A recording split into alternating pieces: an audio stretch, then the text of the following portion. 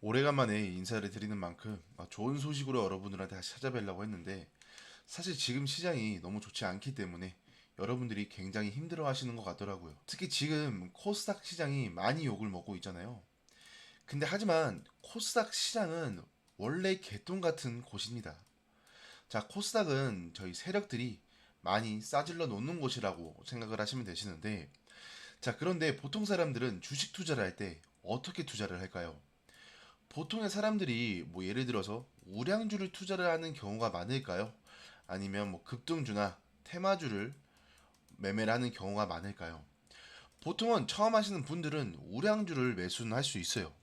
근데 하지만 우량주를 매수를 했다가 움직임이 별로 없으니까, 재미가 없으니까, 그때서야 이제 뭐 급등주 아니면 그때부터 테마주에 올라타게 됩니다. 그러면은 급등주나 테마주 같은 경우에는 어디에 있나요? 그곳이 바로 코스닥 시장이라는 곳입니다. 그럼 일반적인 사람들은 변동성이 조금 심한 급등주를 투자를 하게 된다는 겁니다. 그럼 여기서 급등주는 또 뭐예요? 바로 세력들이 해먹으려고 장난치는 종목들인 거죠. 재료 만들고 차트 만들고 그러다가 천천히 올리다가 한 번에 쏘는 게 바로 급등주라는 겁니다.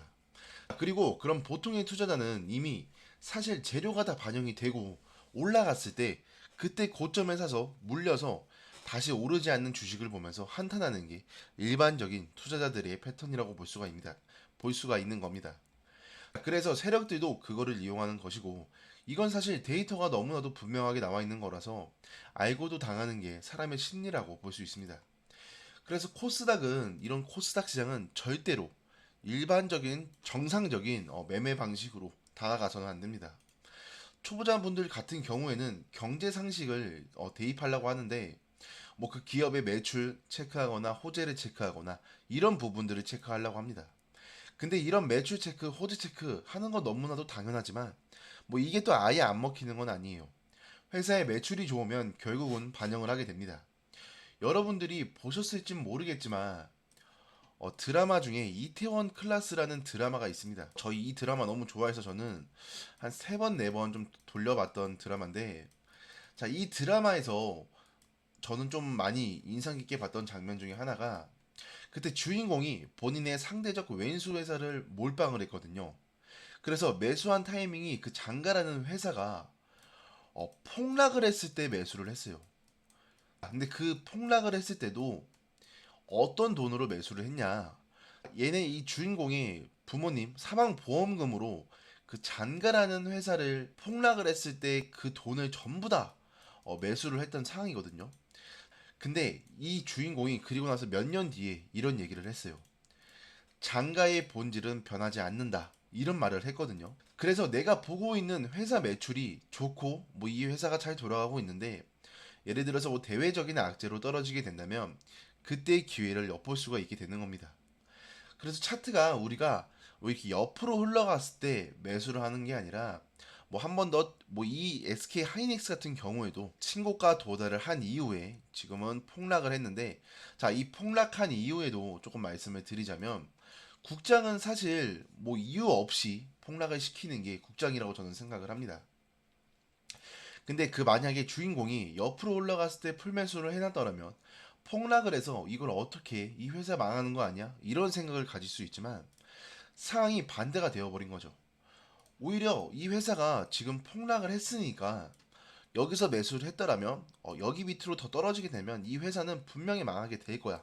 이런 생각을 가질 수가 있거든요. 근데 하지만 그게 아니라 옆으로 흘러갔을 때 매수를 한 게 아니라 어느 정도 폭락을 해놨으니까 여기서는 더 버틸 수가 있다라는 겁니다. 자, 그래서 이런 말은 좀 여러분들한테 말씀을 드리고 싶어요. 사실 코스닥 시장은 회사의 매출과 상관없는 것들로 하락을 시키는 게 바로 이 코스닥 주식이라는 건데요.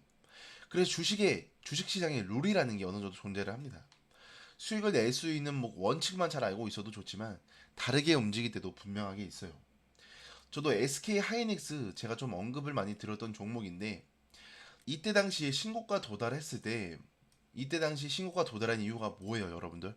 엔비디아 때문이죠. 엔비디아 때문에 반도체가 이렇게 많이 올라가고 있을 때 SK 하이닉스 또한 신고가를 도달할 수 있었어요.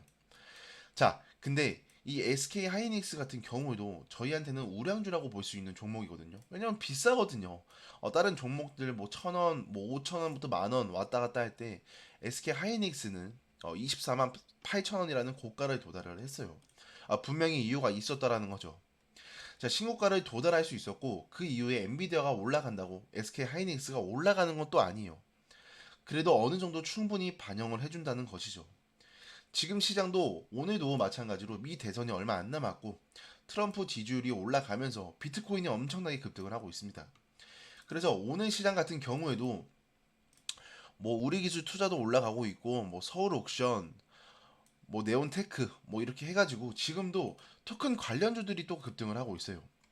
시장이 밀려도 이렇게 주목을 받는 종목들은 꼭 단타를 칠 수 있는 자리들이 분명히 생길 수가 있다라는 말입니다.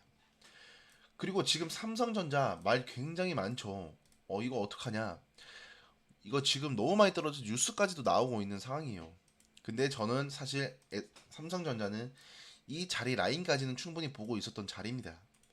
자, 그리고 나서 목요일 날 삼성전자 지금 매출의 발표 때문에 어느 정도 기대감 때문에 반등을 하고 있는 것으로 보고 있어요. 이 주가도 마찬가지입니다. 그 드라마에 나왔던 것처럼 장가라는 주식의 종목도 엄청나게 상승을 했던 종목인데 대외적인 악재로 인하여 이렇게 떨어졌지만 결국 이 삼성전자라는 것도 절대 본질은 변하지가 않는 회사입니다. 그렇기 때문에 이 회사도 망하지 않기 때문에 다시 한번 급등을 할 수 있는 거지만 그래서 우리가 매수 타이밍을 언제 잡아야 되냐? 차트가 망가지고 더러웠을 때 매수 타이밍을 잡는 게 저는 조금 더 좋다라고 생각을 해서 여러분들한테 이렇게 영상으로 남겨드립니다. 자, 금일 영상 여러분들 한 번씩 복귀 한번 해보시고 끝까지 시청해 주셔서 감사드립니다. 이제 앞으로 유튜브 영상 매일 업로드 될 예정이니까 알림 설정까지 좀 필수로 부탁드리겠습니다.